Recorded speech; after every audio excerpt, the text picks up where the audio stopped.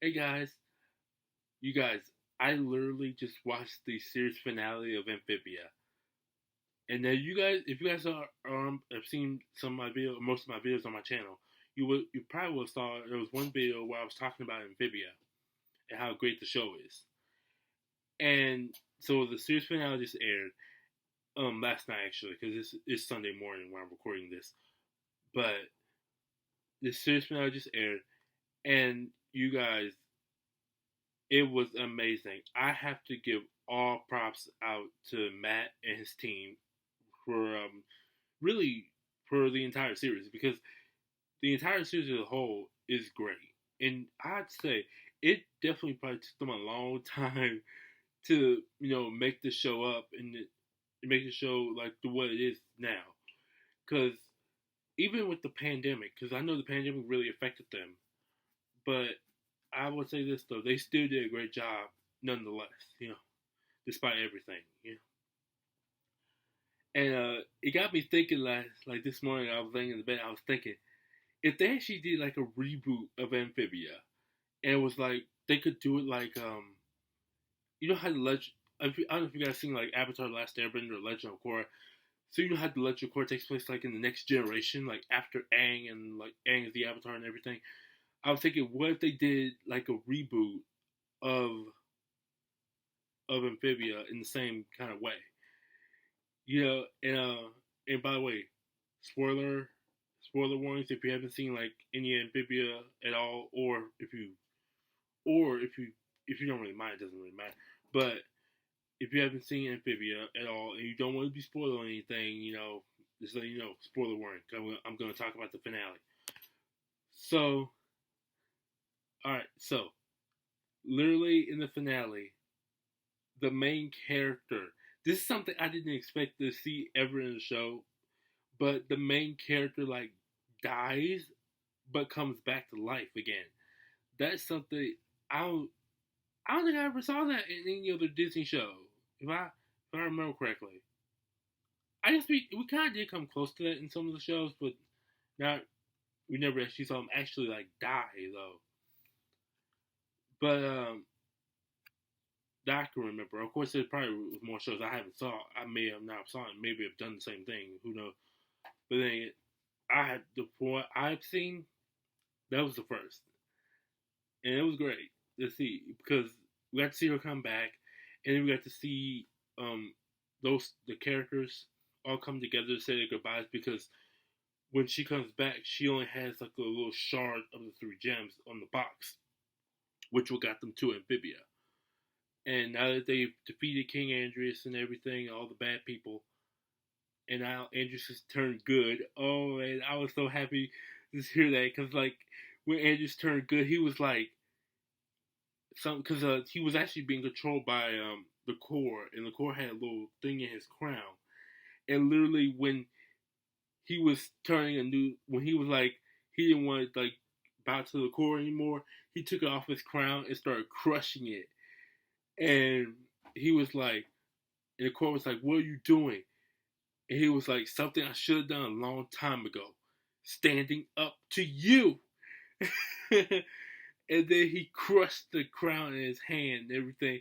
It kind of reminded me of Destiny 2, like like if you guys play Destiny 2, there's like in the Witch Queen, there's like these hive ghosts you have to smash, and it was pretty much it reminded me of that. Yeah, it was pretty cool. And we got to see Anne, Sasha, and Marcy all use their calamity powers. Oh my god, they look amazing in the animation, which is amazing.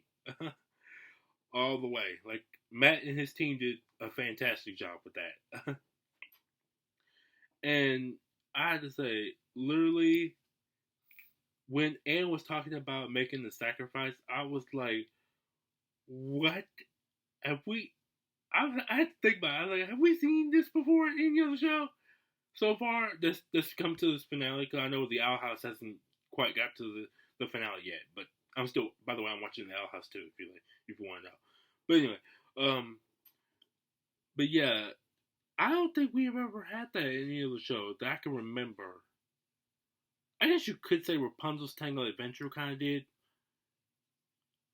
but it wasn't to the scale where Rapunzel actually died, though. But anyway, and I don't think Star was like that. Star was the Force of Evil that I can recall. But I didn't watch the whole series of Star though. I only watched mostly season 4. But I saw like clips of it from the first like few seasons, but I didn't really get into it until like the 4th season. But of Star, yeah. But I will say this though. After the whole sacrifice thing, at first I didn't think they were gonna keep her dead for good, but which they didn't, because she was talking to like this little computer thing, and then which turned into her cat Domino, and then basically he was telling her that she was gonna become the new guardian of the gems, and then after she just turned it down, he let her go back to the land of the living, and actually told her that once she passes away, she'll be able to become the guardian of the gems, and probably end up making a new box or anything. And that what got me to the idea of what if they did like a reboot of this show, but with the next generation. It would be like a new person with the 3 gems, which kind of got me to one thing that I always would do with some of my friends. And I even was thinking about this at one point. I was like, what if it was me, Matt, the creator of Amphibia, and Dana, the creator of the Owl House? Like, if all 3 of us got teleported to Amphibia, I was just thinking, which one of us 3 would actually have the 3 gem powers? Like, which one of us would be strength, which one would be intelligence, and which one would be heart? But I probably would. I was thinking too. I was trying to give Matt like the heart one, since most of Anne's heritage comes from Matt's heritage. So I was thinking maybe give him heart. I probably would go with intelligence because I'm wearing the green shirt. And I'll probably get Dana strength. Oh man. So yeah, I definitely absolutely love the show. Like I said before, and after they all say their goodbyes, and even with Andres, Marcy seems to be okay even after what Andres did to her. She seems to be forgiving for him because she literally was like, "Goodbye, Andres," right before she left, and he was like, "Take care, kiddo." Yeah, so it looked like they were still on. I guess they wanted to end things on a good term, with her and Andrew, which makes sense because it's the finale of the episode, the finale of the series. So yeah, so they all say goodbyes, and literally Anne gives Sprig her phone. I mean, yeah, I said it right. Make sure I said it right. Yeah, Anne gives Sprig her phone. Yeah, I said it right. So then they all go back to the human world, and then it shows like an updated version of what happened through like 10 years later. And so Andrews is now like a farmer, and like the planters and all of Wortwood and Grime and all them. It looks like they're starting to settle down in Wortwood, and Olivia and Unit, which is Olivia and Unit also are settling down in Wortwood because Olivia was saying how this would be a great place to settle down. And literally after that, we see Polly, because most of the series we saw Polly as like a little tadpole, and we actually see Polly as a grown up, as in like a grown up frog, a full frog, and and then we also see like Sprig as like 10 years later, like he's older, he still has Anne's phone, and he's like, it looks like he's making some kind of, last time I remember seeing it looked like he's making some kind of like memory, like a journal, like of Anne, of his time with Anne. And also, they made a huge statue of Anne holding the box and the sword, in the middle of Wortwood, which I thought was amazing. And then after that, it goes, and Ivy comes in, telling Sprig, "Hey, you want to go on another adventure?" And he looks at the Anne statue and it's like, "Count me in." Yeah, because it's like I wouldn't be surprised if Ivy in a way becomes like, even though him and Anne can't really see each other anymore, but Ivy is probably gonna be like his kind of like, in a way, kind of his world version of Anne, like someone that he can hang around with that's from his world. Is, you know what I mean? And then after that, it goes to Earth, and we see Marcy coming off the plane, and Sasha's there to pick her up. Oh my god! And they look amazing now. They're actually like adults now, because most of the series we saw them as teenagers. They're actually adults now, and Marcy actually had moved, like we saw in the season 2 finale. And we see her coming off the plane, and Sasha there picks her up, and she's so happy to see Sasha. She's running to her, and she falls before she gets to hug her. So yeah, she still got some clumsiness, but yeah. But I have to say, I love Marcy. Marcy is one of my favorite characters on the show. Because of how much I relate to her, because she's always wanted to live like in before the end of the series. She actually wanted to live in like this fantasy world where she could get what she wanted, and she could actually be away from change.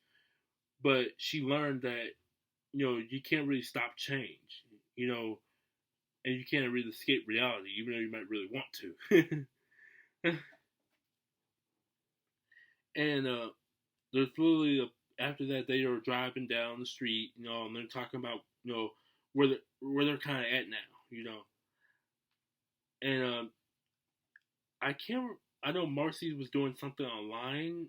Sasha is starting to work with kids getting over their emotional baggage, and then they start talking about their friendships, their friendship with Anne and everything, and they actually start talking about what Anne's doing, and then it cuts to Anne at the museum, and she's made like a whole exhibit of Amphibia, and one of the little pink frogs, she actually named him Sprig after Sprig, from Amphibia. And then after she was like talking to some kids and all about about frogs and all, and then she puts after the kids leave, she puts the little frog into its cage, and when she closes it, she sees Sasha and Marcy in the background, and you see them all. She see her get teary eyed, and then she like hugs them, and then the episode comes to a close. And yeah, it was a great finale, and I wish I could see Amphibia for like multiple seasons, but I know it's a story driven cartoon. It has to eventually come to an end.